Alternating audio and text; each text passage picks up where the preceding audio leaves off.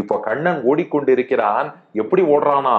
அழகிய பைம்பொன்னின் கோல் கையில பார்த்தா மாடு மேய்ப்பதற்குரிய குச்சியை எடுத்துட்டான். நம்மால் பாருங்களேன், 5 மாசத்திலேயே மாடு மேய்க்க குச்சி எடுத்தானா. அது எப்பேற்பட்ட குச்சின்னா, அழகிய அழகு மிக்கதாக, கண்ணுக்கு இனியதாக இருக்கிறது. அதுவும் கண்ணனுடைய கையில அந்த கோல் அமரும் போது அந்த கோலுக்கே ஒரு தனி அழகு வந்த மாதிரி இருக்கான். நினைச்சு பாருங்களேன், இன்னைக்கும் மன்னார்குடி ராஜகோபாலன் செண்டு என்ற அந்த ஆயுதம் கையில் ஏந்தி இருப்பார் அல்லவா, மாடு மேய்க்கக்கூடிய செண்டலங்காரன் என்றே அவனை குறிப்பிடுவார்கள். இப்படி வளைந்து இருக்கும் அந்த கோல் சாட்டை போல் கையிலே ஏந்தி கொண்டிருப்பான். அவர் கையில ஏந்தினா அது தனி அழகா இருக்கு இல்லையா? அதனாலதான் அழகிய அழகு மிக்கதான, அதுவும் சாமானிய குச்சி இல்லையா, பைம்பொன்னின், பொண்ணுன்னா தங்கம், பைம்பொன் அப்படின்னா பசும் தங்கம், பசுமையான தங்கம்னு அர்த்தம்.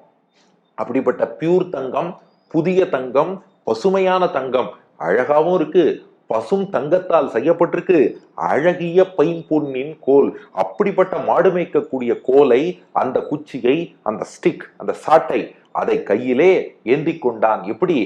அங்கை கொண்டு. அம்முனா அழகியன்னு அர்த்தம்.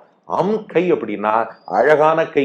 கோல் தான் அழகுன்னு நினைச்சேடா, அந்த கோலுக்கு எப்படி அழகு வந்ததுன்னா அங்கை கொண்டு. அத அழகான கையில கண்ணன் பிடிச்சுட்டான் இல்லையா, அதனாலதான் இன்னும் அழகா இருக்கு.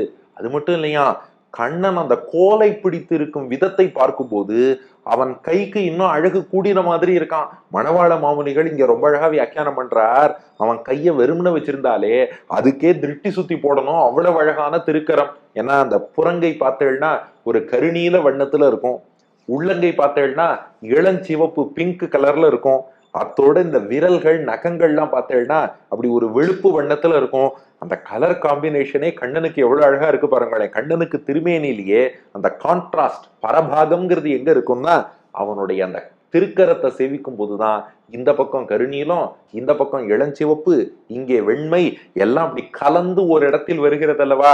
அப்படிப்பட்ட அழகான கை இது. சும்மா இருந்தாலே அழகு, அதுல தங்க நேரத்துல ஒரு குச்சியையும் பிடிச்சுண்டு அப்படி மன்னார்குடி ராஜகோபாலனை போல நின்னான்னா அந்த அழகு எவ்வளவு நன்னா இருக்கும். அப்போ அழகிய பைம்பொன்னின் கோல் அங்கை, ஏற்கனவே அழகா இருக்கும் கையில இன்னும் அழகு சேர்க்கும்படியான அந்த கோலையும் கொண்டு, பிடித்து கொண்டு, இவன் ஒரு இடத்துல நின்னாலும் பரவாயில்ல, இப்ப கண்ணுக்குட்டி எல்லாம் வழிமறிச்சு அழிச்சுன்னு வர போறேன்னு ஓடுறான்.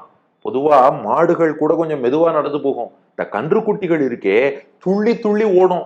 கன்றுகள் துள்ளி ஓடுறதுன்னா உனக்குத்தான் துள்ள தெரியுமா, நானும் சின்ன கண்ணுக்குட்டி தான், நானும் துள்ளி துள்ளி வரேன் பாருன்னு சொல்லி கண்ணனும் தத்தி தாவி துள்ளி துள்ளி கண்ணுக்குட்டி பின்னாடி ஓடினானா.